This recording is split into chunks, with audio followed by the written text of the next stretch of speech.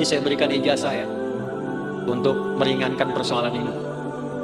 Satu, yang ini tadi, jaga rahmat Allah. Yang kedua, banyak sholawat pada Nabi.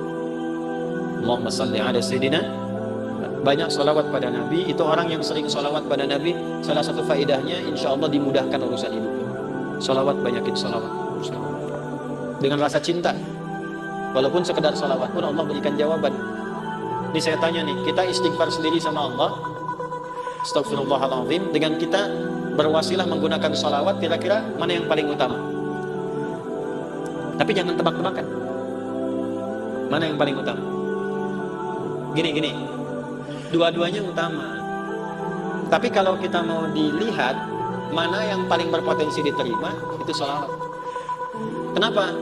Kalau kita istighfar langsung kepada Allah, ya Allah, ampuni dosa saya, bagus, langsung hubungan. Tapi Allah masih melihat ketulusan hati kita.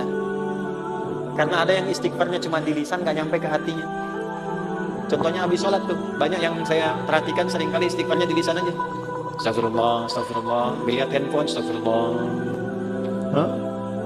Update status sambil astagfirullah itu, sambil kirim WA. Itu cuma di lisan, belum tentu diterima. Tapi kalau Anda bersolawat pada Nabi atas dasar cinta Allah kepada Nabi, walaupun Anda belum tulus sholawatnya, baru keluar dari lisan Allahumma sholli ala sayyidina Muhammad, tapi karena kalimat itu keluar menggunakan nama Nabi dan dengan cinta Allah kepada Nabi, dapat Anda 10 kebaikan. Apa dalilnya? Man shalla alayya sholatan wahidatan sallallahu alaihi asyra sholawat. Siapa yang sholawat kepadaku, Nabi nggak sebutkan mau sholawatnya khusyuk, mau biasa-biasa, penting keluar kalimat sholawat, maka dibalas oleh Allah 10 kebaikan. Nah, di antara kebaikan yang Allah berikan itu ada rahmat di dalamnya. Ditemukan di mana? Di Quran surah kedua, di ayat berapa? 157. Al-Baqarah ayat 157. Bunyinya bagaimana?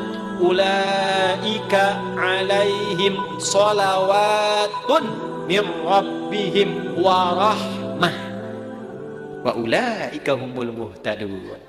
Ada orang-orang yang hidupnya dijamin oleh Allah mendapatkan sholawat dari Allah. Apa makna sholawat dari Allah? Pujian yang melahirkan rahmat. Tahu dari mana rahmatnya? Kalimat setelahnya berupa tafsir. Sholawatu wa rahmah. Apa makna rahmat di sini? Memudahkan urusan hidup. Dari mana dalilnya? Kalimat setelahnya. Wa ulaika humul muhtadun. Dan mereka lah orang-orang yang dimudahkan hidupnya. Dari mana tahunya kalau ini kemudahan hidup? Pada ayat sebelumnya, ayat 155 dan 156. Bagaimana bunyinya? وَلَنَبْلُوَنَّكُمْ بِشَيْءٍ مِنَ الْخَوْفِ وَالْجُوعِ وَنَقْصٍ مِنَ الْأَمْوَالِ وَالْأَنْفُسِ وَالثَّمَرَاتِ وَبَشِّرِ الصَّابِرِينَ الَّذِينَ إِذَا أَصَابَتْهُمْ مُصِيبَةٌ قَالُوا إِنَّا لِلَّهِ وَإِنَّا إِلَيْهِ أُولَئِكَ عَلَيْهِمْ صَلَوَاتٌ مِنْ رَبِّهِمْ وَرَحْمَةٌ wa ulaika humul muhtadun. Duhai kalian yang hidup, aku akan uji dengan berbagai ujian supaya membuat hidup kalian berkualitas, kalian lebih baik lagi. Ujian itu satu bentuknya kekhawatiran. Sekarang pun ada yang khawatir kapan Ustadz selesai ngajarnya. Walju, karena saya mulai lapar. Wa naqsi minal amwal, ongkos sudah mulai berkurang. Wal anfus, ada yang sakit, ada yang meninggal. Wa thamarat, ada yang hasil kerja kerasnya dibawa orang. Wa basyiris sabirin, berbahagialah orang sabar. Bagaimana cara sabar? Alladzina idza asabatuhum musibah, yang kalau diuji dengan masalah ini, qalu, mereka meyakinkan pada hatinya, inna lillahi wa inna ilaihi raji'un. Ini ujian dari Allah supaya membuat saya berkualitas, dan pasti Allah kasih solusinya. Bagaimana cara mendapatkan solusinya? Kalau orang-orang sudah bersikap begini, tawakal pada Allah, maka dia berburu rahmat Allah. Ulaika alaihim shalawatum min rabbihim wa rahmah. Orang sabar begini dipuji oleh Allah, diberikan rahmat.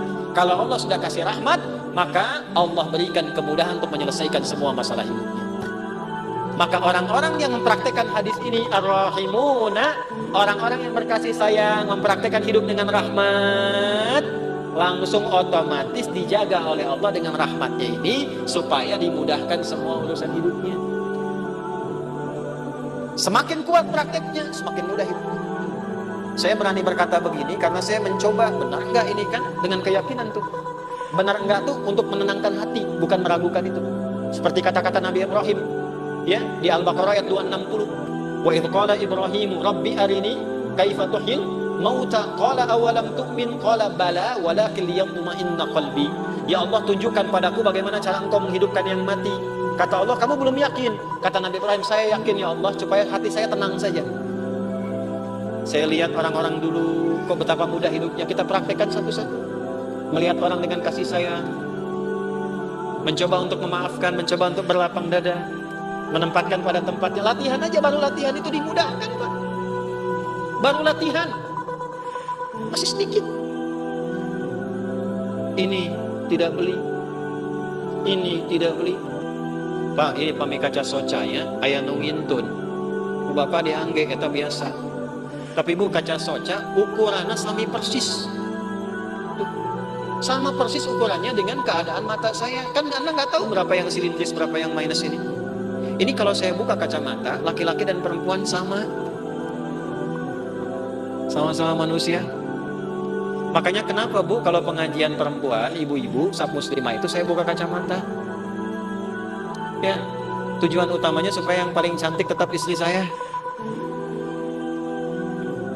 Ya, ini sama ukurannya Pak, tuh persis. Setiap ada model baru datang, ukurannya sama persis. Dari mana? Siapa yang pernah ngecek mata saya? Ini dapat hadiah juga, Allah kasih baju, kaos kaki sampai ke sepatu. Cuman modal satu hadis ini teh, hadis.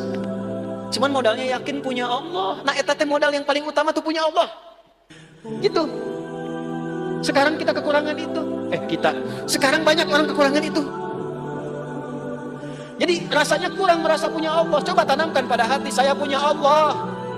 Maka Anda tidak akan takut kehilangan jabatan, kalaupun harus jujur. Karena punya Allah. Qulillahumma malikal mulki tu'til mulka man wa tanzi'ul mulka mimman. Karena punya Allah jangan takut kehilangan harta kalau harus sedekah. Karena punya siapa? Allah. Makanya dekati Allahnya. Ittaqillaha haitsuma kunta wa atbil hasanata as-sayyi'atal hasanata. Ihfadillaha yahfad. Jaga Allah, Allah jaga kita. Jaga Allah itu maksudnya apa? Jaga diri kita tersambung dengan Allah. Ini pakai hadisnya, pakai praktekkan dalam hidup. Saya bukan ingin nunjukkan ini berhasil, tidak, bukan itu. Kan bicara kalau mengalami itu enak gitu. Menceritakan pengalaman ulama itu enak yang sudah terjadi. Dulu orang begini dijaga oleh Allah. Imam Nawawi itu selama hidupnya 99% makannya diantarkan oleh ayahnya. Makannya cuma sekali malam ba'da isya. Apa yang dimakan? Kue kering dengan zaitun. Minumnya sebelum subuh. Setiap hari sampai meninggal. Karena beliau meninggal duluan, bapaknya baru meninggal 7 tahun setelah Imam Nawawi meninggal. Saking bapaknya ingin jaga anaknya terhubung dengan Allah, makanannya dijaga. 1%-nya kalau diundang, ada jamuan dipastikan dulu halal. Nggak mau makan sendiri, yang lain diajak makan sama-sama. Imam Nawawi itu. Makanya sampai sekarang berkah, kitabnya masih kita jaga dan kita kaji sampai sekarang. Karena apa? Menjaga hubungan dengan Allah. Ya. Nah, itu yang kedua. Kalau kita benar jaga dengan Allah melalui rahmat Allah, praktekkan hadis ini, insya Allah hidup kita pun dijaga, dimudahkan oleh Allah sesuai dengan kadar maslahat dunia akhirat kita.